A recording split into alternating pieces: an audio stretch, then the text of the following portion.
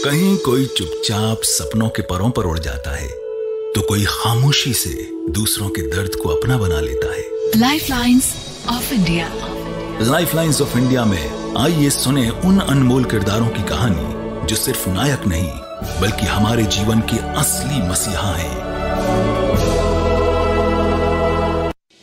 दोस्तों, क्या आपको ये बात कभी महसूस हुई है कि दुनिया जितनी तेजी से बदल रही है उतनी ही तेजी से हमारे इमोशंस भी बदल रहे हैं। एक दिन हम खुद को कॉन्फिडेंट और मोटिवेटेड फील करते हैं और दूसरे दिन एक अजीब सी उदासी या बेचैनी हम पर हावी हो जाती है। ऐसे में एक बड़ा सवाल उठता है कि क्या हम सच में अपनी जिंदगी जी रहे हैं या सिर्फ एक दौड़ का हिस्सा बन गए हैं। वर्क लाइफ बैलेंस का स्ट्रगल, सोशल मीडिया का प्रेशर और दिन ब दिन बढ़ती ग्लोबल इंस्टेबिलिटी, ये सब सिर्फ हमारी रूटीन का हिस्सा नहीं है बल्कि ये हमारी मेंटल हेल्थ को भी प्रभावित कर रही हैं। ऊपर से हर दिन हम न्यूज में वॉर, एनवायरमेंटल क्राइसिस और ह्यूमन राइट्स वायलेशंस देखते हैं, जिससे लगता है कि दुनिया सिर्फ एक नेगेटिव डायरेक्शन में ही जा रही है। लगता है जैसे कुछ अच्छा तो हो ही नहीं रहा। लेकिन क्या सच में सब कुछ खत्म हो गया है या फिर अब भी कुछ ऐसा है जो दुनिया को बेहतर बना सकता है? दोस्तों, हर हफ्ते की तरह इस हफ्ते भी हमारे साथ हैं प्रसिद्ध general physician doctor Ramavatar Sharma, जो हमें बताएंगे कि कैसे हम इन चैलेंजेस को समझें, उनसे निकलने के तरीके ढूंढें और कैसे एक बैलेंस्ड और पॉजिटिव जिंदगी जिएं। तो चलिए जोरदार तालियों के साथ स्वागत करते हैं डॉक्टर रामअवतार शर्मा जी का। डॉक्टर रामअवतार शर्मा जी का। बोझ होता जो गमों का तो उठा ही लेते, जिंदगी बोझ बनी है उठाएं कैसे। बहुत पुराना गाना है, लता मंगेशकर जी ने गाया है। कैसे हैं आप? बस बढ़िया, मजे में। आप सोच रहे होंगे कि प्रोग्राम की शुरुआत में मैंने बोझ की बात क्यों कर दी। इसका तो जो मैं सोचता हूँ, जैसे मैं एक किताब पढ़ रहा था, बड़ी इंटरेस्टिंग किताब है, फैक्टफुलनेस। स्वीडन के हैं डॉक्टर हांस रोसलिंग जी। वैसे तो मेडिकल डॉक्टर हैं, लेकिन उन्होंने फैक्टफुलनेस यानी तथ्यात्मकता के ऊपर बड़ा काम किया है। तो उनका मानना है कि ज़िंदगी के हम जो निष्कर्ष निकालें वो तथ्य पे आधारित होने चाहिए, सूचनाओं पर नहीं। क्या बात है, क्या बात है। तो उनको पढ़ने के बाद में तो मुझे तो यही लगता है, जब भी मैं उस किताब को पढ़ता हूँ और एक पेज को मैं कई बार पढ़ता हूँ, तो ऐसे लगता है कि दुनिया तो बहुत हसीन है जी। ये पृथ्वी है, इसमें सब कुछ अच्छा ही अच्छा है। प्रोग्राम की शुरुआत डॉक्टर रामअवतार शर्मा के साथ। आज का विषय बहुत ही इंटरेस्टिंग है। दुनिया क्या है? दुनिया बहुत ही जाहिल है, दुनिया बहुत खराब है, दुनिया में आए हैं तो जीना ही पड़ेगा। खैर, शुरुआत मैं जिस चीज़ से करना चाहता हूँ वो, एक हमारे मित्र थे, उनका मकान नहीं बिक रहा था डॉक्टर साहब। तो उन्होंने कहा कि बहुत दिन हो गए, तो किसी ऐसे ज्योतिषी से पूछा कि भाई मेरा ये मकान क्यों नहीं बिकता। तो उसने कहा कि आप इस मकान से बहुत मोह रखते हैं। उसने कहा, बोले आपने इसको बहुत प्यार से बनाया था। बोले हाँ। और आप बेचना नहीं चाहते पर बेच रहे हैं क्योंकि मजबूरी होगी कोई। तो बोले हाँ। तो बोले आप कल सुबह जाइएगा और सुबह सुबह इस मकान को 10-20 गालियाँ दीजिएगा कि मेरे चिपक गया है, मेरे जड़ गया है और मेरी ज़िंदगी बर्बाद कर दी है, तो ये तुरंत बिक जाएगा। तो मुझे बड़ा आश्चर्य हुआ कि मकान को गाली देने से कैसे बिक जाएगा। लेकिन डॉक्टर साहब, अंधविश्वास कह लीजिए, कुछ भी कह लीजिए, 7-8 दिनों में उनका मकान बिक गया। नहीं, उसके पीछे तो अंधविश्वास की बात नहीं, एक लॉजिक है। और वो ज्योतिषी कोई समझदार आदमी होगा, अनुभवी, तो इसमें कोई ज्योतिष का इतना रोल नहीं है। बेसिकली हम जो चीज़ों को अटैच रखते हैं उसके हम मैक्सिमम थोड़ा प्राइस पे ध्यान रखते हैं, वो सब होता है। क्या बात है, क्या बात। और मैंने कहा ना, हम वहाँ भावनाओं के साथ खेलते हैं। वो we feel rather than we think. हम सोचते नहीं हैं, हम महसूस करते हैं। बहुत खूब। तो जैसे दुनिया के बारे में, जैसे डॉक्टर रोसलिंग ने जो एक सर्वे किया और उसमें लाखों लोगों को इन्होंने इन्वॉल्व किया और एक सवाल पूछा कि क्या आपके हिसाब से दुनिया में अच्छा हो रहा है या बुरा हो रहा है? तो 90% लोगों ने कहा कि दुनिया में बहुत बुरा हो रहा है, बुरा ही बुरा हो रहा है जी। दुनिया जीने लायक नहीं रही। पहले की दुनिया बहुत अच्छी थी। या हमारे ज़माने में ऐसा होता था। और वो क्या ज़माना था, गोल्ड थे हम। नहीं, मेरे भी ये बताऊं, बड़ा एक रोचक सा विषय है। मैं एक मेरे दोस्त के यहाँ गया अपने गांव की तरफ, एक छोटे दूसरे गांव में। तो उसने कहा साहब हमारे तो आजकल ज़माना बड़ा ख़राब है और हमारे दादा परदादा तो बड़े बढ़िया ज़िंदगी जीते थे और हम तो झंझट में फंस गए, हम तो दुनिया बेकार है, सब कुछ ख़राब ही ख़राब है चारों तरफ, सरकार ये नहीं करती, दुनिया में कुछ हो ही नहीं रहा है। तो वो उसने अपना घर बनाया गांव से थोड़ा बाहर हट के। उसका पुराना घर भी वहाँ दिखाई दे रहा था जी। तो वो घर बिल्कुल ऐसा मॉडर्न बढ़िया फर्स्ट क्लास मकान था, शानदार कोठी जैसा मकान गांव में बनाया उसने। वाह। और बाहर उसके एक ट्रैक्टर खड़ा था, 2-3 मोटरसाइकिल खड़ी थी और बढ़िया सी एक SUV खड़ी थी। तो मैंने कहा भाई ये किसके हैं? बोले ये तो मेरे हैं सारे। और मैंने कहा वो सामने जो 200 फीट दूर खंडर सा मकान है, खंडर सा क्या झोंपड़े थे एक्चुअली वो। मैंने कहा वो किसके हैं? बोलो वो मेरे दादाजी के हैं। तो मैंने कहा आपके परदादा का महल बताओ, दादा के पिताजी का गांव में कौन सी जगह गढ़ था, महल था, क्या था? उनका साहब उसी झोंपड़े में उनकी उम्र गुजरी। तब फिर मैंने उनको बताया कि आप कैसे कह सकते हो कि दुनिया पहले अच्छी थी जी। अब 2 मेरे मित्र ही कहूँगा उनको, वो मेरे पास आए और उन्होंने चुप से कहा साहब हमारे आपके जो पेड़ लगाते हो गांव में उसमें पेड़ लगा दो, और पेड़ों की फंडिंग मुझे करके दे गए। अब ये आप कहते हो छोटा सा काम है, गुपचुप हो गया, इसकी कहीं कोई खबर नहीं आएगी, ये अखबार में नहीं छपेगा जी। और वो यदि मेरे को थप्पड़ मार देते, गाली गलौज कर जाते, मेरी क्लिनिक का शीशा फोड़ जाते, तो ये नेशनल न्यूज़ होती कि साहब ऐसे ऐसे हुआ और ये हुआ, किसकी गलती है, क्या गलती है। मतलब सोशल मीडिया पे 10 मेरे पे आरोप लगते, उन पे लगते। तो होता क्या है कि हम नेगेटिव खबरों को तेज़ी से फैलाते हैं। ये पॉजिटिव बात है तो लोग ये क्या है 2-4 पेड़ ही तो देके गए, अरे 2-4 पेड़ नहीं है, लॉन्ग टर्म में वो एक पेड़ करीब 4 से 5 करोड़ आपकी इकोनॉमी को कंट्रीब्यूट करता है 50 साल में। ये तो डेटा है। क्या बात है। तो यदि मान लो वो 10-15 पेड़ दे गए तो आप देखो वो 50 करोड़ रुपए दे के गए। यदि आप 50 साल के एक लंबे दौर को देखोगे तो उन पेड़ों से, उसको कहते हैं अदृश्य अर्थव्यवस्था, इनविजिबल इकोनॉमी जी, जिसको हम डायरेक्ट पैसों से नहीं तोल सकते, इतना बड़ा कंट्रीब्यूशन है उनका। तो ऐसे ऐसे ऐसे कितने लोग हैं, ऐसे करोड़ों लोग हैं जो धरती को सुधारने में लगे हुए हैं। बहुत बढ़िया बात कही डॉक्टर साहब। इस विषय में मैं भी थोड़ा सा बोलना चाहूँगा, 1 मिनट आपका लूँगा बहुमूल्य। चाकसू के पास बाढ़ आई थी जयपुर की ना, तो पूरा एरिया तबाह हो गया था। चारगाह की भूमि थी, पानी आया, फिर खेती लायक नहीं रहा, विनाश, जैसे एकदम कहते हैं ना प्रसाद की कविता कि विध्वंस हो चुका हो, पूरा का पूरा गांव नष्ट सा हो गया। वहाँ के लोगों ने पता नहीं क्या जची उनको, शीशम और खलिश शीशम के 10,000 पौधे लगाए। जिस भी व्यक्ति ने वो परिकल्पना की, और चारगाह भूमि में लगाए ताकि किसी को गवर्नमेंट का कोई डिस्टर्बेंस नहीं हो।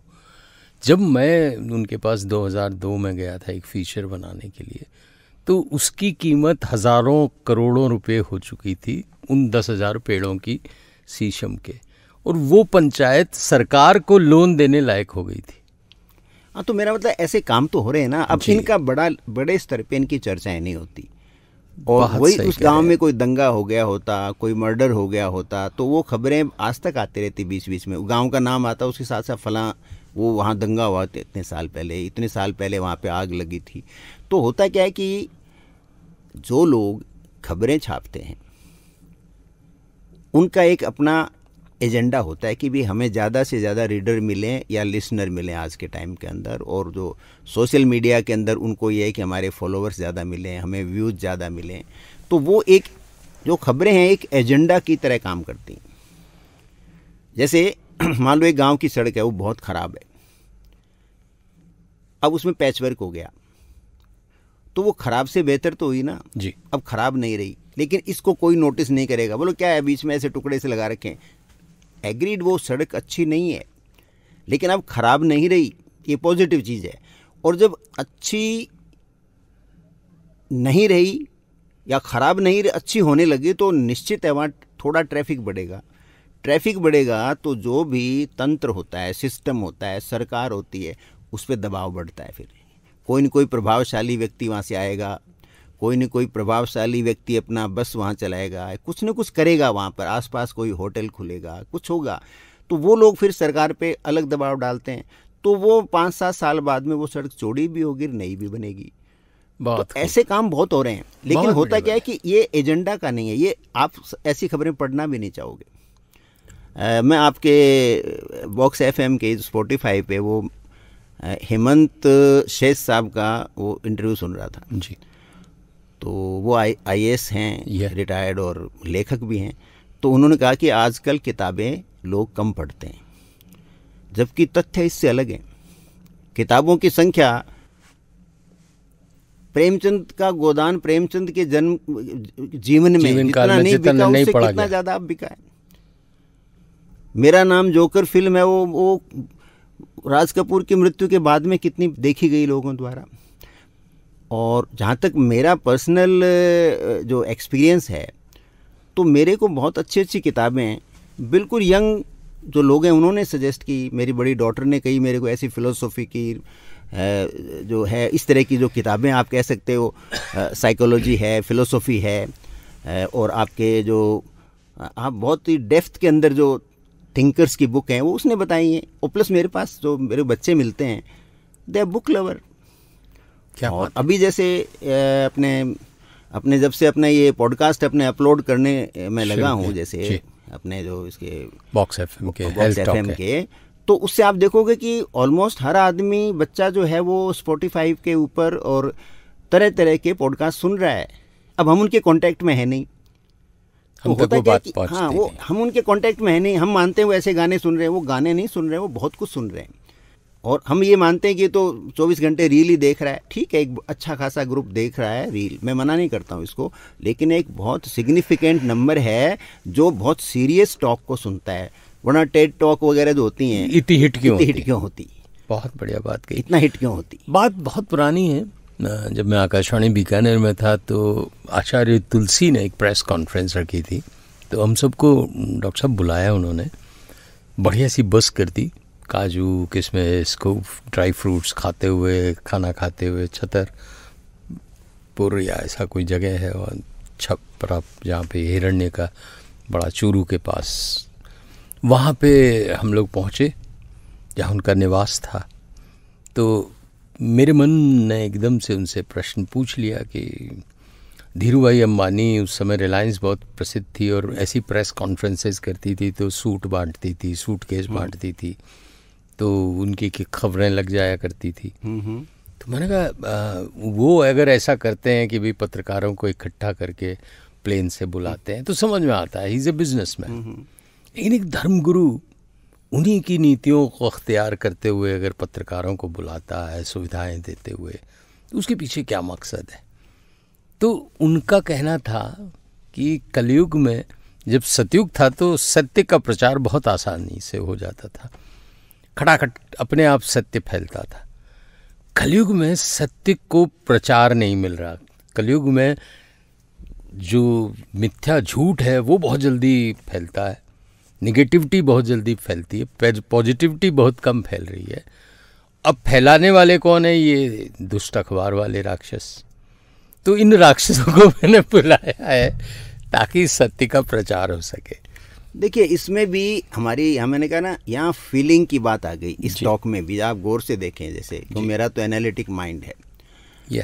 तथाकथित सतयुग में एक तरफ तो कहते हो सतयुग था जी, और फिर कहते हैं कि साहब अधर्म का नाश करने के लिए ईश्वर को अवतार लेना पड़ा जी। तो वो अच्छा कहाँ था? पैगंबर उतरे, मसीहा उतरे धरती पे, क्योंकि बहुत साहब अत्याचार फैल गया, बहुत अधर्म फैल गया।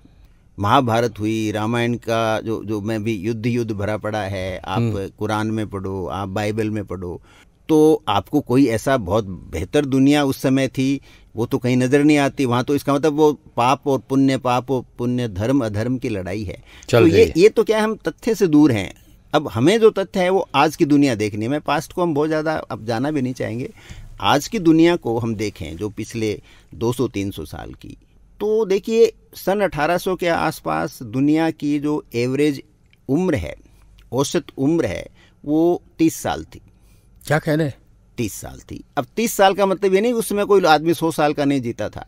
लेकिन एक एवरेज नहीं, होता क्या था कि 1 से 5 साल के उम्र के 50% जो बच्चे थे, 50% बच्चे 5 साल की उम्र तक मर जाते थे। बहुत बढ़िया बात कही आपने। अगर तो आप एवरेज कम पुराने हो गया ना, कुछ आदमी 100 के भी मिलेंगे उस समय, 110 के भी मिलेंगे, लेकिन वो संख्या बहुत छोटी थी। प्लस गर्भवती महिलाओं की मृत्यु दर बहुत बड़ी थी, यंग डेथ्स बहुत होती थी। तो खास करके बच्चों में जब से एंटीबायोटिक नहीं आई, टीके नहीं आए, मेडिकल फैसिलिटीज़ नहीं आई, खाने का जो भोजन का स्तर इम्प्रूव नहीं हुआ, क्योंकि भूख एक बहुत बड़ी बीमारी थी। ये तो हमने देखा है, जैसे मेरे बचपन में तो देखें तो खाने को क्या था, कुछ भी नहीं था। ये तो पिछले 70 साल में हमने देखा है कि हमारे देश में जैसे भोजन की कमी नहीं है। उससे पहले तो भारत भूखों का देश कहलाता था। 1966 में दूर क्यों जाए, 1966 में चाइना में करीब 1.5 से 1.25 करोड़ लोग अकाल से मरे थे। जी, उससे पहले छप्पनिया अकाल हमारे यहाँ बहुत अपने यहाँ फेमस छप्पनिया मिला। फिर आप जैसे सेकेंड वर्ल्ड वॉर के टाइम में जो फेमिन ऑफ चर्चिल कहते हैं, उसमें बंगाल में करीब 30 से 40 लाख लोग भूख से मरे थे। और आपको आश्चर्य होगा ये देखकर कि सन 1800 और 1820 के आसपास स्पेन था, वो उसमें 90% लोग गरीबी रेखा से नीचे रहते थे, जो कि आज दुनिया का सबसे धनी राष्ट्रों में से एक है। नॉर्वे है, स्पेन है, डेनमार्क है, यहाँ भूखमरी थी। आजकल मैं एक बुक पढ़ रहा हूँ, एक नॉवल है थॉमस हार्डी, 1865 में या 85 में लिखा हुआ नॉवल है वो। तो उसको पढ़ोगे तो इंग्लैंड में तो भूख ही भूख थी। अब हम कहते साहब अंग्रेज तो दुनिया में उनका सूरज भी अस्त नहीं होता था, लेकिन जो धन बाहरी दुनिया से आता था वो मुश्किल से ऊपर के जो 5-7% लॉर्ड्स हैं ना, पैसा उनके पास जाता था जी। ब्रिटेन के किंग के पास जाता था। आम आदमी तो वहाँ आपको आप विश्वास नहीं करोगे, संतरा खाने को नहीं मिलता था। एक ऑटोबायोग्राफी और भी पढ़ रहा था मैं, बड़ी फेमस है, मैं नाम भूल गया हूँ जी। उसमें कहा कि दूसरे विश्व युद्ध में वो बच्चा 12 साल का था, वो जब उसके फादर का हांगकांग के अंदर अपॉइंटमेंट हुआ और वो शिप में जब जा रहे थे तो शिप के कैप्टन में, ये रियल स्टोरी ऑटोबायोग्राफी है उसकी, उसको एक अंडा दिया और एक आलू बुखारा दिया। वो बच्चा शाम तक नाचता रहा, क्योंकि 12 साल तक उसने न तो अंडा खाया था और न उसने आलू बुखारा खाया था। आज हर कोई आलू बुखारा क्या खा रहा है, सब संतरे खा रहे हैं, सब लोग, बच्चे गरीब हो अमीर हो कोई भी हो। और आज का जो जिसको हम गरीब कहते हैं वो उस टाइम के धनी व्यक्तियों में से एक है, जिनके घर में फ्रूट्स आते थे, ब्रेड आती थी। आज हर घर में है। और आप देखिए लाइफ के अंदर एक फेज होता है, हम क्या जनरलाइज कर देते हैं कि ये लोग पुअर हैं, ये लोग गरीब हैं। गरीब कौन होता है? देखिए गरीब, हम रियल गरीब उसको मानेंगे कि जिसके पास खाने को शाम के वक्त कोई जुगाड़ नहीं हो। और जब मैं बात करूँगा 1970, 65, 70, 75, 80 तक की, जब भी कहानी पढ़ते थे तो उसमें एक वर्ड आता था फाका। फाका रखना पड़ेगा 25 तारीख के बाद में। फाका एक पर्शियन वर्ड है, मतलब भूखे रहना। हाँ, भूखे रहना, मजबूरी में भूखे रहना। फाका उसको कहते हैं मजबूरी में, फाके पड़े हैं क्या, निराहार रहूंगा साहब, खाने को है नहीं। अब आज ये शब्द है, आप नई जनरेशन को पूछो, किसी को पूछो गरीब से गरीब को, वो जानता ही नहीं है, क्योंकि वो स्थिति है नहीं। आज कोई भी आदमी दुनिया में कोई भी कारण हो भले भूखा नहीं सोता है। यदि उसके अंदर बहुत ही कोई पैथोलॉजिकल कंडीशन नहीं हो या बहुत ही निकम्मा नहीं, उसको छोड़ दीजिए, वरना आदमी कहीं पर भी भूखा नहीं सोता है। उसको रोटी तो 2 टाइम मिलेगी। ये बहुत बड़ा इम्प्रूवमेंट है। आज हम इसको महसूस नहीं करते। आज हमारे गांव में मेरी मदर वगैरह है, मेरी सिस्टर्स हैं, वो 3 दादा, and I got separated from my father when I was 7-year-old. Okay. And what I felt at that age, that this was the name, why? Because I had to get away from my father and get away from the happiness I had in my life. Great. So when I grew up, I chose this name, that with this name only I'll get everything back in my life. Okay. And indeed, it actually worked like that for me. एक बड़ा ऐसा सवाल जो specially women oriented question है, आपके हिसाब से music industry में विमेन एम्पावरमेंट को कैसे बढ़ावा दिया जा सकता है? अगर डीजेस को 20 हैं तो इसलिए आशावादी विचार हमारा होगा, क्योंकि आशावादी विचार होगा तभी हम धरती को इम्प्रूव करेंगे। यदि आप निराशावादी रखोगे कि धरती में कुछ भी नहीं है, अभी करने को यहाँ क्या है, तो फिर आपका न तो मानसिक स्वास्थ्य अच्छा रहेगा, न पारिवारिक स्वास्थ्य अच्छा रहेगा, न शरीर का स्वास्थ्य अच्छा रहेगा। बहुत गजब बात कही आपने, पॉजिटिविटी का बीज। पॉजिटिव हो रहा है सब चारों तरफ। देखिए धीरे धीरे अब देखिए बड़ा काम तुरंत नहीं हो सकता, वो बहुत धीरे होता है। उसको कोई कभी आपको खबरों में नहीं बताएगा, आपको जागरूक रहना पड़ेगा। आपको जागरूक कुछ नहीं करना है, आपको सोचना है। आपका इतना विकसित जो मस्तिष्क है उसका आपको उपयोग करना है। आप उपयोग करोगे तो पता लग जाएगा। लोग कहेंगे साहब लोग नहीं पढ़ रहे हैं तो किताबें कौन बिक रही हैं। अमेजोन का इंडिया में हाईएस्ट सेल में से एक है। अमेजोन इंडिया के जो सब्सक्राइबर हैं वो दुनिया में हाईएस्ट में से एक इंडिया में। इट मीन्स बहुत लोग पढ़ रहे हैं, बहुत पढ़ रहे हैं भाई। 140 करोड़ हैं, उसमें से यदि 10 करोड़ लोग भी पढ़ते हैं तो पूरे यूरोप से ज़्यादा हो गए ना। बहुत। और मैं नहीं मानता कि इंडिया में 10 करोड़ किताब प्रेमी नहीं हैं। वो सवाल है वो क्या पढ़ते हैं।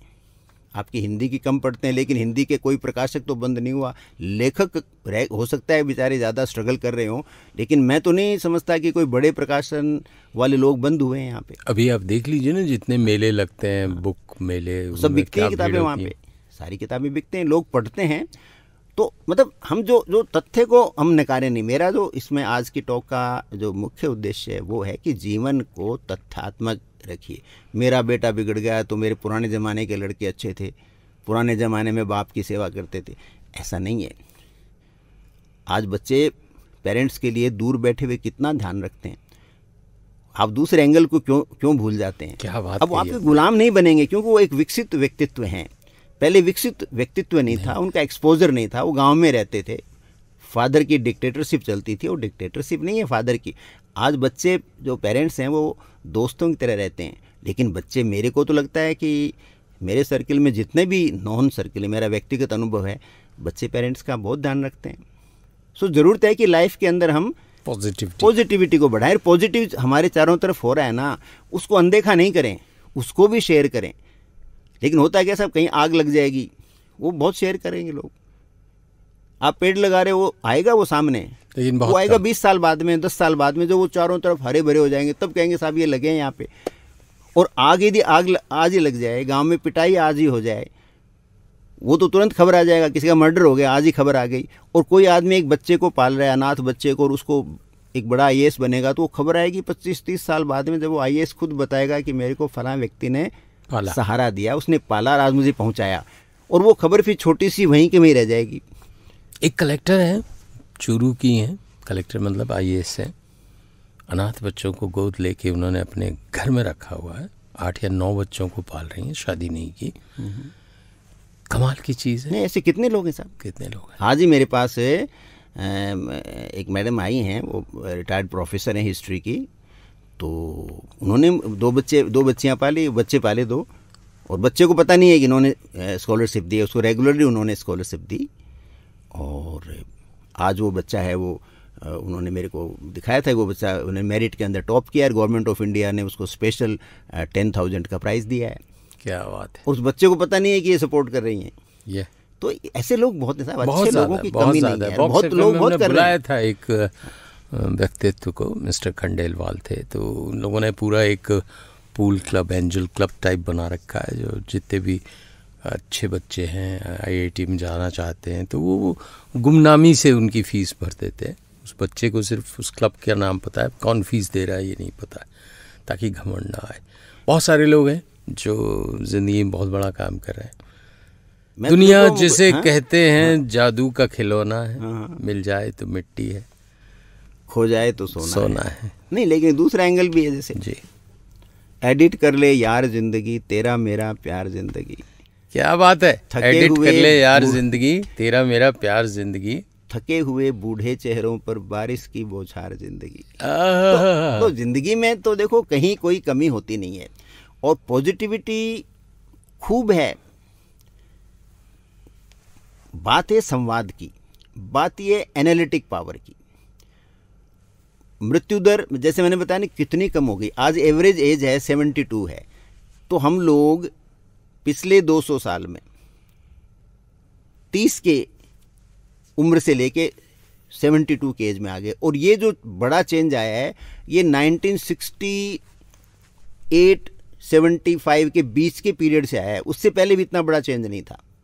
जो मेजर जो चेंज आया है दुनिया में, ये जो लंबा हम 1800 से लेकर के आज 21वीं सदी की बात करें तो पिछले 70-80 साल में सबसे बड़ा परिवर्तन आया है। और पिछले 25-30 साल में ड्रामेटिक इम्प्रूवमेंट आया है, दुनिया कहीं बेहतर हो गई है। अब इसमें डिफ़िकल्टीज़ हैं, पोल्यूशन है, इसके अंदर मिलावट है, चीज़ें हैं, लेकिन उनको क्रिटिसाइज़ करने से, उनके बारे में 24 घंटे बात करने से काम नहीं चलेगी। उसके बारे में आपको मुद्दों को जैसे औरों को उठाया है वहीं धीरे धीरे उठाइए। आप लगातार उन मुद्दों को उठाएंगे तो निश्चित तौर पर सुधार होगा, निश्चित तौर पे होगा। क्या बात है, बहुत बढ़िया बातचीत चल रही है। पॉजिटिविटी का बीज क्या होता है ज़िंदगी में, अगर आप सकारात्मक रवैया अपनाते हैं तो बहुत कुछ हासिल कर सकते हैं। बहुत सारे लोग हैं दुनिया में, लगता है डॉक्टर साहब गाना था बहुत पुरानी गमन फिल्म का जिसमें था, सीने में जलन आँखों में तूफान सा क्यों है, इस शहर में हर शख्स परेशान सा क्यों है, हर चेहरे में देखो तो उदासी नज़र आती है, हर चेहरे में परेशानी, भाग दौड़ एंड निगेटिविटी ना पता नहीं बहुत बड़े बड़े पहाड़ बन के खड़ी हो गई है। देखिए मुकुल जी, होता क्या है कि हमारी जो बेसिक इंस्टिंक्ट है ना वो नेगेटिव है। इंसान की या कोई भी जीव होता है वो डिस्ट्रॉय करता है चीज़ों को, वो उसको नष्ट करना चाहता है। जैसे आपने पेड़ में पानी डाला, कुत्ता आएगा उसको खोद देगा फौरन। पेड़ को उसको अपना चाहिए ना, उसको ठंडक चाहिए, गर्मी का मौसम है, उसको खोद देगा। कोई भी जीव हो उसका एक नेगेटिव इंस्टिंक्ट होती है, जैसे वो हर कोई मेरे पे हमला कर देगा, कोई मेरे को मार देगा, पूरा जीवन उसका भय और सिक्योरिटी की तलाश में गुजरता है। तो वहीं से हम लोग इवॉल्व हुए हैं। और इंसान एक शेर अपने बच्चों को मार देता है, पुरुष बच्चों को, हाँ वो होता है ना। तो मनुष्य एक ऐसा जीव है जिसको निर्माण करने की क्षमता है, उन बाकी जीवों में तो निर्माण करने की क्षमता नहीं है। समझदारी उनमें भी होता है, कई जानवर समझदार होते हैं, घास को जड़ से नहीं उखाड़ते, ऊपर से खाते हैं कि भी ये ख़त्म नहीं हो जाए। एक्सेप्ट घोड़ा जो है, घोड़ा घास को ख़त्म कर देता है, अदरवाइज़ बाकी जो जानवर होते हैं वो ऊपर से खाते हैं, जड़ के साथ नहीं खाते, उखाड़ते नहीं। लेकिन ऐसे तो घोड़ा ऐसे क्यों करता है? घोड़े का है स्वभाव घोड़ा है भाई, उसकी मर्जी है, पता नहीं। हाँ, तो अब होता क्या है, देखिए हमारी बेसिक इंस्टिंक्ट तो नेगेटिव है हमारे स्वभाव के अंदर, क्योंकि हम वहीं से आए ना, भय के एक माहौल से आए, तो भय बना रहता है। और भय होता है वो भावना की वजह से होता है। तो हम फील करते हैं चीज़ों को, जैसे मैंने पहले बताया, हम फील करते हैं, हम सोचते नहीं, हम उसके बारे में विचार नहीं करते। तो एक तो बहुत बड़ा कारण ये है। अब जैसे मैं विचार में व्यक्तिगत स्तर पे एक बात कहना चाहूँगा। जैसे मैं अपने गांव से निकला, अपना जीवन बनाने में बड़ी तकलीफ़ों का दौर होता था वो। बाद में मैंने मेरी मेडिकल का पूरा एजुकेशन किया, पोस्ट ग्रेजुएशन किया, वो सारा मेरा फ्री था। तो मेरे अंदर ये मैं सोचूंगा, मैं भावनाओं में रहूँगा, तब तो मैं क्या करूँगा, मैं अपने दम पे डॉक्टर बन गया। लेकिन यदि मैं उस पर विचार करूँगा तो मुझे लगेगा कि वो सारी कॉलेज तो पब्लिक मनी से, जन धन से फंडेड थी। उस कॉलेज को जो प्रोफेसर्स को पैसा, हॉस्पिटल बनाने का, कॉलेज, वो तो सारा पब्लिक ने दिया ना। तो मुझे इस लायक किसने बनाया? भारत के हर नागरिक ने बनाया। वाह। हर टैक्स पेयर ने मुझे काबिल बनाया, जिसमें मैं अपना एक रुतबा भी कायम कर सकूं, मेरे पास पैसा भी अच्छे जीवन जीने के लिए आए, मेरी एक प्रतिष्ठा भी मिले, मुझे सामाजिक सम्मान भी मिला। किसकी वजह से? हर नागरिक का जो टैक्स पेयर का पैसा है उससे मिला ना मेरे को। क्या बात है डॉक्टर साहब, तो बहुत गजब। यदि मैं इसको रियलाइज करूंगा तो फिर एक समय के बाद में मुझे लगेगा यार मैंने जो कुछ लाइफ में पाया है तो कुछ तो शेयर करूं उसका। तो जिस दिन आप, चाहे आपका ज्ञान हो, चाहे धन हो, चाहे सम्मान हो, मेरे को सम्मान मिलता है तो मुझे सबका सम्मान करना चाहिए। तब वो शेयरिंग होता है एक तरह से, वो उसमें पैसा भी नहीं लगता। और पैसा एक परसेप्शन है। देखिए 2010 या 8 की बात है, अमेरिका में एक आदमी ने एक रेस्टोरेंट पे, ये ट्रू स्टोरी है, सत्य घटना है, उसने 2 पिज़्ज़ा खाए और उसके पास में डॉलर नहीं थे। तो पिज़्ज़ा वाला लड़ने लग गया। तो उसने कहा मेरे पास डॉलर तो है नहीं, लेकिन एक नई करेंसी आई है, क्रिप्टो करेंसी, मैं तुम्हें 1000 बिटकॉइन देता हूँ। तो देने वाला भी नहीं जानता था बिटकॉइन क्या है, उसके पास उसने ऐसे खरीद लिए थे, कोई सस्ते, नए नए लॉन्च हुई थी उसमें, तब की बात है। सामने वाले ने कहा कि चलो कुछ तो दे रहा है, देखते हैं क्या जाते है। चोर की छोटी हाँ, जो भी अब लड़ाई झगड़ा क्या करता, वो सामने वाला तगड़ा था थोड़ा, तो उसने वो ले लिए, वो उसको गाली भी देता रहे, वो बिटकॉइन पड़े रहे। आज उस आदमी की 1000 बिटकॉइन की कीमत करीब 11,000 करोड़ रुपए है। तो उसने 2 पिज्ज़ा से 11,000 करोड़ इंडियन करेंसी कमाई उसने, क्योंकि $1,00,000 का एक बिटकॉइन है, उससे ऊपर भी जाता है, 1,19,000 तक भी गया है, 1,00,000 जितना भी है, मतलब 1,00,000 के आसपास ही है। तो वो करीब 10-11,000 करोड़ का हो गए 2 पिज्ज़ा। तो money is a perception, money कुछ भी नहीं है, एक परसेप्शन है, और आपका परसेप्शन है। उसमें बिटकॉइन का परसेप्शन 0 था, आज उसका इमेंस है, कल हो सकता है फिर गायब हो जाए, नो बॉडी नोज।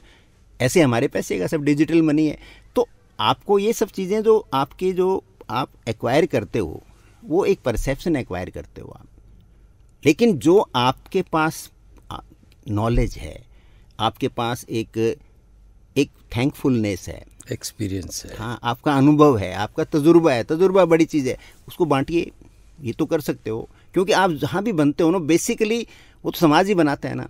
आज से कोई मेडिकल एजुकेशन, ये बहुत ही बढ़िया बात कही हाँ। डॉक्टर साहब। ये मैं IAS हूँ, मैं कलेक्टर हूँ, अरे भाई बने कैसे, सुविधाएं कितनी दी कितनी आपको, दी, वो सब जनता की। फिर यदि आप सही तरीके से काम नहीं करते हो, उस पद की गरिमा के अनुसार काम नहीं करते हो, जबकि वो पद से आपको तनख्वाह थोड़ी मिल रही है, सैलरी के अलावा कितने पर्क्स मिल रहे हैं आपको, लाखों की गाड़ियां मिल रही, फ्री बंगला मिल रहा है सर, ऐसी लोकेशन में जहाँ आप सोच नहीं जहाँ भी सकते। जाते हो आपको सम्मान मिल रहा है, लोग आपके साथ खड़े हो जाते हैं, लोग रात दिन आपके आगे हाथ जोड़े खड़े रहते हैं, तो उसकी कोई कीमत थोड़ी है। अब उसके बाद भी आप नहीं करो तो वो यदि आप सोचोगे ना, फील करोगे, तब तो आप कलेक्टर हो, फिर तो आप किसी को कुछ नहीं समझोगे। और यदि आप सोचोगे उस पर, तो आप थैंकफुल हो जाओगे। तो आपको यदि इस तथाकथित नेगेटिविटी की दुनिया में, जबकि नेगेटिविटी है नहीं, जो ही आप थैंकफुल हो जाओगे, तो आप बिलीव करोगे कि यार दुनिया में बहुत लोग अच्छे हैं। मेरा तो व्यक्तिगत अनुभव है, जैसे मैं आज बार बार कहूँगा, और मैं चाहता हूँ इससे लोग इंस्पायर भी हों।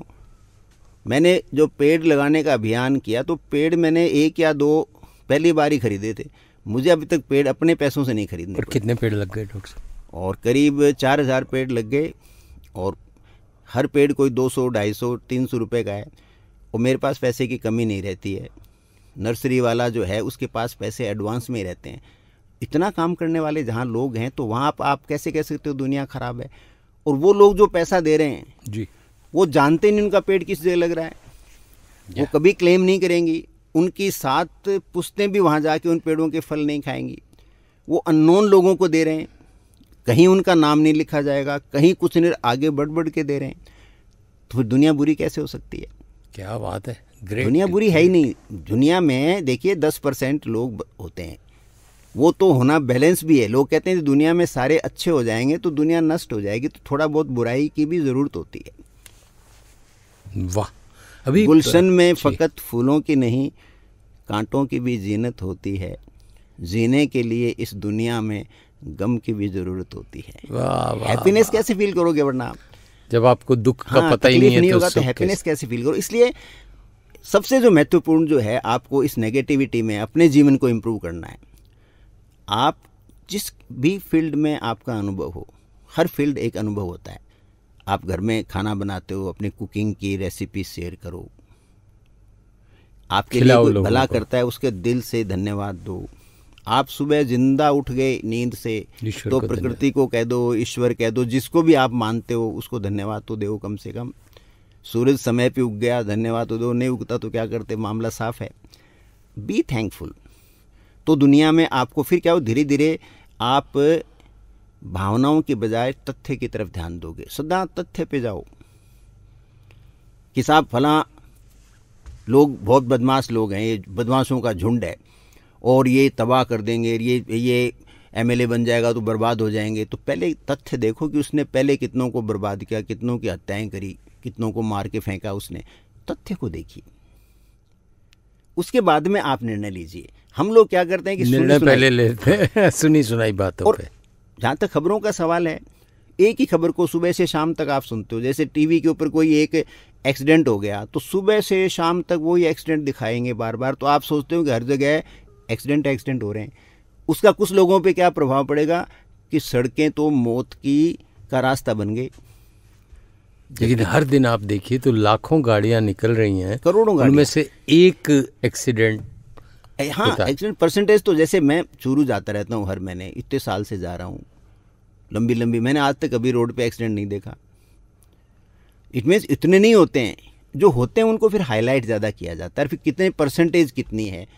और फिर मैं नहीं कहता हूँ एक्सीडेंट नहीं है, एक्सीडेंट नहीं होने चाहिए, जो हो रहे हैं वो भी नहीं होने चाहिए, लेकिन वो तभी रुकेंगे जब हम अच्छी ड्राइविंग की तरफ लोगों को इंस्पायर करेंगे। हम कहेंगे ड्राइविंग बेटर होनी चाहिए, सड़कों की कंडीशन बेटर होनी चाहिए, सिग्नल सिस्टम बेटर होना चाहिए, गाड़ियों में क्रूज़ कंट्रोल जैसी चीज़ें हैं वो हर गाड़ी में होनी चाहिए। स्पीड लिमिट पे जो चार्जेस तो गवर्नमेंट पेनल्टी तो लेती है, लेकिन वो चाहे तो गाड़ियों के अंदर भी स्पीड लिमिट लगा सकती है कि भी इससे ऊपर तो गाड़ी चलेगी नहीं। इट इज़ पॉसिबल, टेक्नोलॉजी ने पॉसिबल कर दिया कि 100 से ऊपर गाड़ी चलेगी नहीं साहब आपकी। जी, 120 की स्पीड आपने दे रखी है, हाँ। जबकि स्पीडोमीटर 240 की होती है, तो इसका मतलब 240 की गुंजाइश है। गुंजाइश तो छोड़ते क्यों छोड़ते हो आप? वो कहते हैं अर्जेंट, इतना अर्जेंट कोई नहीं होता, इतना अर्जेंट कोई धरती पे हो ही नहीं सकता। ऐसी इमरजेंसी धरती पे कभी हो ही नहीं सकती कि आपको गाड़ी 140, 150, 160 की स्पीड से चलानी पड़े। कोई इमरजेंसी धरती पे ऐसी नहीं हो सकती। जो होती है वो फेक होती है, और उसमें आप कोई उस इमरजेंसी को बचा भी नहीं सकते, टाल भी नहीं सकते, इतना दम आप में है ही नहीं। तो इसलिए आप उन फंडामेंटल्स पे हमें काम करना चाहिए। तो एक तो ये खबरों की जो नेगेटिविटी है, इससे हमें दूर रहना चाहिए। और दूसरा, we should know to share जो हमारे पास है। मैं नहीं कहता हूँ आप अपने घर का पैसा निकाल के दो, अरे भाई अनुभव तो है जी, अनुभव नहीं है तो सही ज्ञान है, आपका तजुर्बा है, उसको शेयर करो ना। जो बहुत नेगेटिविटी में रहते हैं उनको बातें ज़िंदगी की बताओ तो सही। कुछ भी नहीं है तो कोई आदमी नेगेटिव मूड में है तो उसके पास 10 मिनट बैठो तो सही, उससे बात तो करो, क्या पता उसके जीवन में आपके 10 मिनट की बात से बड़ा परिवर्तन हो जाए। तो आप बहुत कुछ कर सकते हो, तो करने का ठानो। और जो खबरों की नेगेटिविटी है, आपने सुबह जैसे 10-15 मिनट खबरों को टाइम दो, सारे दिन उसके पीछे मत रहो, तो उससे क्या बना, नेगेटिविटी पनपती है। और जो चीज़ नेगेटिव नज़र आती है, बहुत कुछ करने को है धरती में, मैं फिर बार बार कह रहा हूँ, उनके बारे में आवाज़ उठाओ। जो सही नहीं हो रहा है, एयर पोल्यूशन हो रहा है, बिल्कुल आवाज़ उठाइए। आसपास गंदगी फैल रही है, बिल्कुल आवाज़ उठाइए। अब हमारे यहाँ होता क्या है, मैं बड़ी एक इंटरेस्टिंग स्टोरी पढ़ रहा था जी, तो उसमें एक आदमी अपने घर से बाहर निकलता है, उसका एरिया बड़ा साफ़ सुथरा है। एक दिन उसने देखा कि एक कोने के अंदर एक पुराना कपड़ा फेंका पड़ा है, तो उसके मन में आया उसको उठा के फेंक दूं। फिर उसने कहा मैं क्यों फेंकूं, और कोई फेंकेगा, मेरे को क्या लेना देना अकेले को। 2-4 दिन बाद में फिर घूमने निकला तो वहाँ 10 कपड़े पड़े थे, और 1 महीने बाद में वहाँ कपड़ों का और प्लास्टिक का और पता नहीं वो ढेर लग के, और उसकी बदबू उसके घर तक आने लग गई। यदि वो पहले दिन उस कपड़े को वहाँ से उठा के डस्टबिन में डाल देता तो वहाँ दोबारा कोई कपड़ा नहीं डालता। और उस बीच में उस कहानी बड़ा इंटरेस्टिंग फेज है। एक बार उसने कहा था सब डाल रहे हैं, तो उसने अपना पुराना थैले वेले जाके उसने खुद भी फेंक दिया उसके अंदर। तो छोटी चीज़ों को रोकिए, जो नेगेटिव चीज़ छोटी छोटी हो रही है ना, जितना आप रोक सकते हो, जो आपके लिए पॉसिबल है। आप मानते हो कि छोटी सी चीज़ है, जैसे वो कपड़ा उठा के फेंकना एक छोटा सा काम था, वो फेंक देता तो वहाँ कचरे का ढेर इकट्ठा नहीं होता, वहाँ बीमारियाँ नहीं फैलती, उसके घर में उसकी बदबू की वजह से रात की नींदें खराब नहीं होती। पूरी कॉलोनी पे बाद में उस कहानी में कि पेनल्टी लगी, सब लोगों का, कॉरपोरेशन के आदमी आए, पूरे बस्ती के ऊपर उन्होंने पेनल्टी लगाई। यानी 10 तरह की कहानियाँ शुरू हो गई, और पहली बार उठा के। इसलिए छोटा काम, ये मत मानिए कि मैं कोई काम कर रहा हूँ छोटा से, इससे क्या फ़र्क पड़ेगा, इससे फ़र्क पड़ता है। तो आप पॉजिटिव काम छोटे छोटे करते रहिए। बहुत बढ़िया बात कही डॉक्टर साहब आपने। दैनिक भास्कर ने एक अभियान चलाया था, नो नेगेटिविटी। मंडे की न्यूज़ होगी जिसमें कोई भी नेगेटिविटी नहीं होगी। कुछ लोग से आप जब बात करोगे ना, जैसे पत्रकार होते हैं, उन्हें नेगेटिव ही सोचने की आदत डाल दी जाती है कि भाई अगर आप IAS के पास गए हैं तो वो कभी भी उनसे ये नहीं पूछेंगे कि सर आपने अच्छा काम क्या किया, किसी अधिकारी के पास जाएंगे, सीधे उन्हें लगेगा कि भाई मेरा प्रभाव तभी बनेगा जब मैं उनकी 4 कमियां गिनाऊं।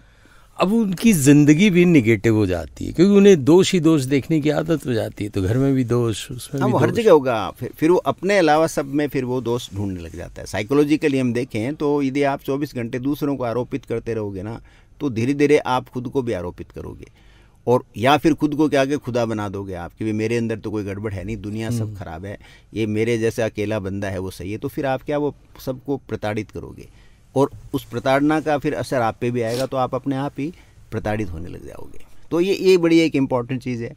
और इसके अलावा देखिए, आप बुरी खबरों की उम्मीद बनाए रखिए, आपकी नेगेटिविटी कम हो जाएगी। क्या क्या क्या क्या क्या आप सुबह जब अखबार खोलो या टीवी शुरू करो तो आप ये मान के चलिए कि इसमें फ्रंट पेज में बुरी खबर आएगी, फर्स्ट न्यूज़ आएगी, वो बुरी न्यूज़ आएगी, तो उसका आप पे इम्पैक्ट पड़ना बंद हो जाएगा, आपकी लाइफ की नेगेटिविटी कम हो जाएगी। क्यों? आप एक्सपेक्ट कर रहे हो बैड न्यूज़, तो फिर उसका आप पे इम्पैक्ट नहीं आएगा। और आप उम्मीद कर रहे हो कि बहुत अच्छी खबर आएगी, फिर वो बैड आती है, तो फिर वो क्या आपका सारा दिन खराब होता है। धीरे धीरे आपका जो थॉट प्रोसेस है, आपका विल पावर है, वो खत्म हो जाता है। यानी भारत कल फाइनल मैच हारेगा, अगर आप ये धारणा लेके आओगे तो आपको दुख नहीं होगा। हार जीत जो भी होती है वो तो खिलाड़ी के पर्टिकुलर डे पे निर्भर करती है, और लेकिन वो अब हो जाए तो फिर आपको इतनी नेगेटिव झटका नहीं लगेगा, वरना पूरा संडे खराब होगा, और आगे भी फिर असर होता है, फ्यूचर के अंदर भी आपके और निर्णय उन पे भी। तीसरा क्या होता है, इतिहास को दबाइए मत।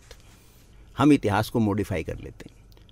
जैसे कल परसों मैं उनका एक सुन रहा था, लक्ष्मी कुमारी चुंडावत जी का, मराठा वर्सेस राजस्थान। तो मराठों ने तो सदा राजस्थान पे हमला किया है लक्ष्मी कुमारी जी के हिसाब से, और इस इतिहास में भी यही है। आज हम उनको साफ देवता बना रहे हैं? नहीं, आज वो अच्छे हैं, आज वो गड़बड़ हैं, जैसे हैं। आप अपने तथ्य पे जाइए। आप जनता में भी आपको चर्चा करने की ज़रूरत नहीं है, आपको कोई फेसबुक पे लिखने की भी ज़रूरत नहीं है। यदि आपको तथ्य पता लगे कि फलां आदमी ने ये काम किया, बस अपने तक रखिए, तो आपको तथ्य का पता लगेगा, तो आपकी लाइफ को दूसरा प्रभावित नहीं कर पाता।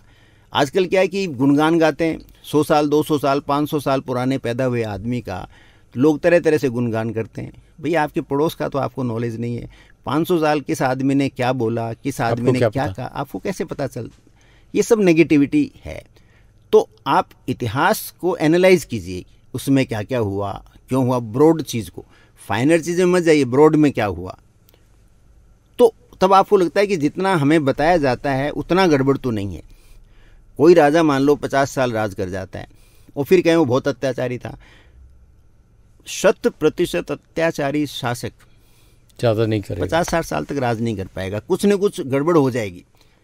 तो अब ठीक है, वो बाद में हार गया, जीत गया, जो भी हुआ उसके बारे में दूसरे पक्ष हावी हो गए, कुछ भी कहते रहेंगे, लेकिन आपको अपने जीवन में तथ्य को लाना है।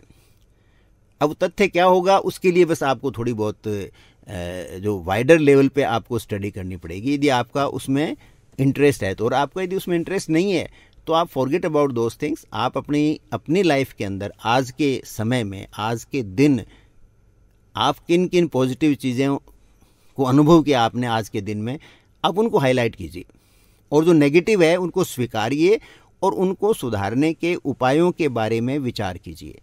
क्योंकि नेगेटिविटी तो होगी। देखिए दुनिया में गड़बड़ खूब हो रही है, कम नहीं हो रही है, खूब हो रही है, इसको कोई डिनाई नहीं करते, लेकिन अच्छे काम भी बहुत हो रहे हैं।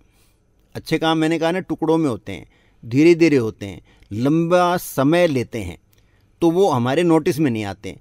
लेकिन दुनिया तो देखिए, कहीं भी कंपैरेटिवली देख लीजिए, मेरी समझ में तो दुनिया बेहतर हो रही है। आज देखिए, नीचे के तबके से लेके ऊपर के तबके तक हर घर में आपको एयर कंडीशनर मिल जाएगा, पंखे मिल जाएंगे, बिजली मिल जाएगी, उनके पानी का नल मिल जाएगा, मोबाइल मिल जाएगा। तो ऐसा नहीं है कि उनके पास कुछ है ही नहीं, उनके पास आपको सब कुछ मिलेगा। तो इन सब चीज़ों के बारे में हमें ओवरलुक नहीं करना चाहिए कि चीज़ें बेहतर हो रही हैं। बहुत बढ़िया। 2 प्रश्न आए हैं। विवेक महर्षि हैं, पूछ रहे हैं, डॉक्टर साहब प्रणाम, आज आपकी बात सुनकर मैं तो पॉजिटिव हो गया, लेकिन हम अपने आसपास के एनवायरनमेंट को पॉजिटिव बनाने के लिए क्या कर सकते हैं? तो ये वो प्रश्न पूछ रहे हैं। दूसरा राघव है, वो ये पूछ रहे हैं कि अपना नेचर पॉजिटिव कैसे बनाए रखा जाए। देखिए, पहले तो महर्षि जी को मैं जवाब देना चाहूँगा। तो उसमें एक बड़ा हमारा एंशिएंट प्रिंसिपल है, वो अप दीपो भवा, आप अपना ही दिया जलाइए। वाह। भाई, आपने दिया जलाया तो रोशनी तो फैल गई ना, और आपने एक संदेश दे दिया कि ये दीपक जलाने से रोशनी होगी।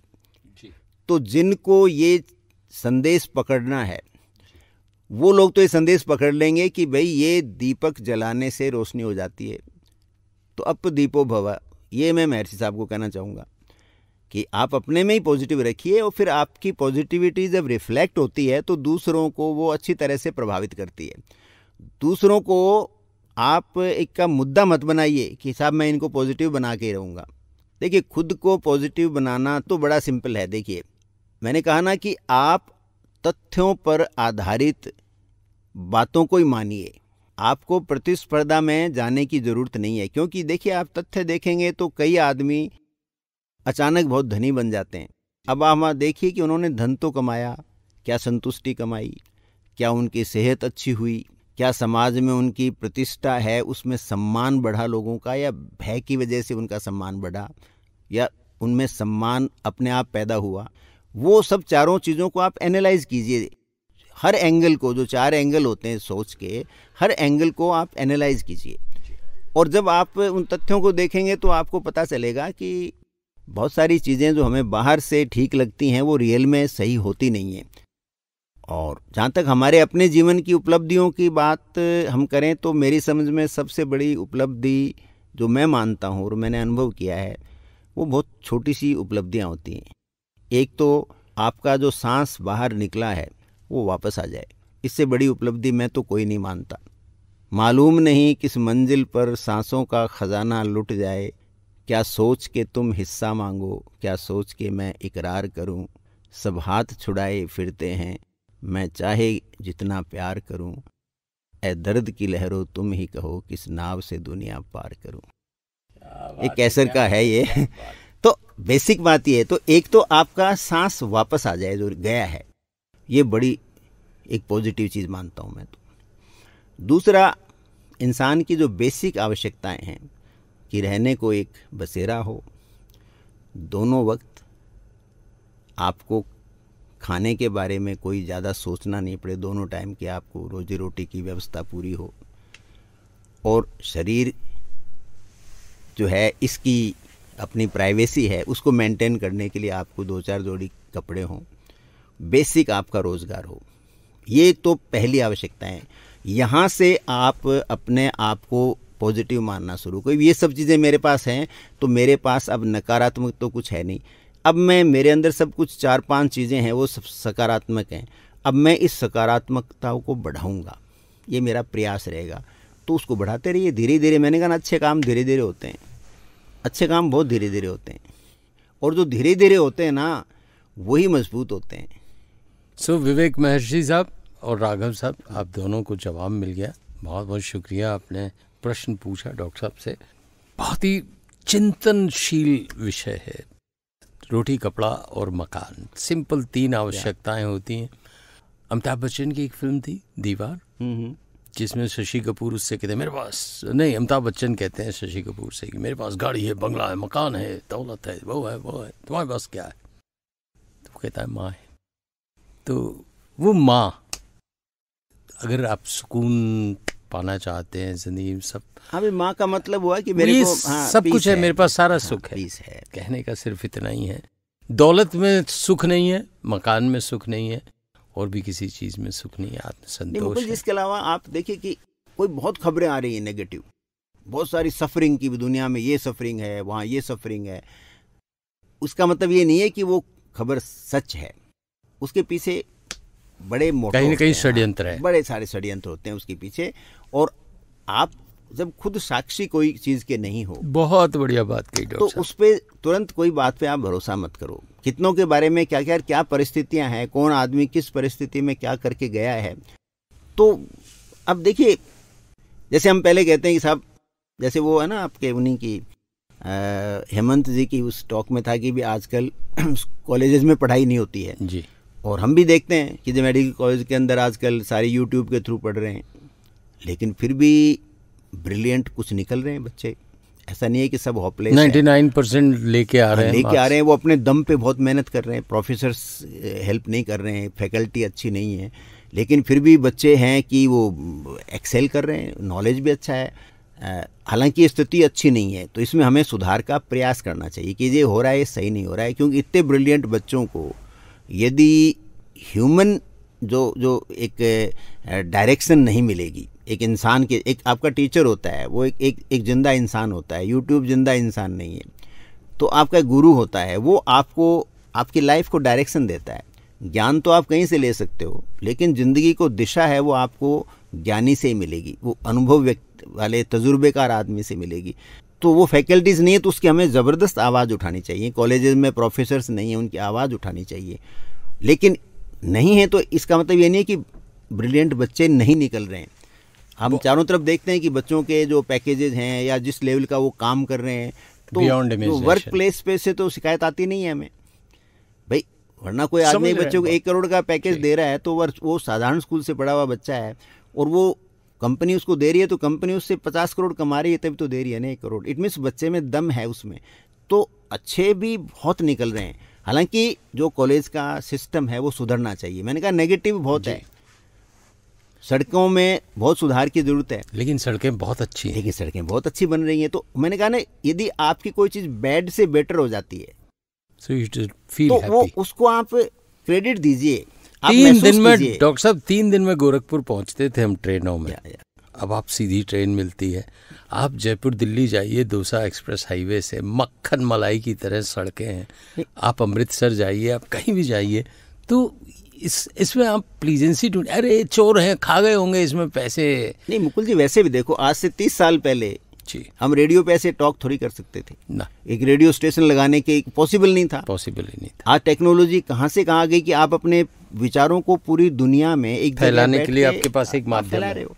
अब आप क्या फैलाते हो ये आपको देखना है। बहुत बढ़िया। और लिसनर है वो क्या सुनते हैं उनकी चॉइस होनी चाहिए जी। लेकिन आपको अच्छा बुरा सब मिलेगा। जैसे सोशल मीडिया है, इसको लोग बहुत बदनाम करते हैं, लेकिन मेरे को तो सोशल मीडिया में ऐसे ऐसे दोस्त मिले हैं, ऐसे ऐसे विद्वान आदमी मिले हैं। और आप देखिए मेरे मोबाइल में दुनिया की सारी लाइब्रेरी आ गई।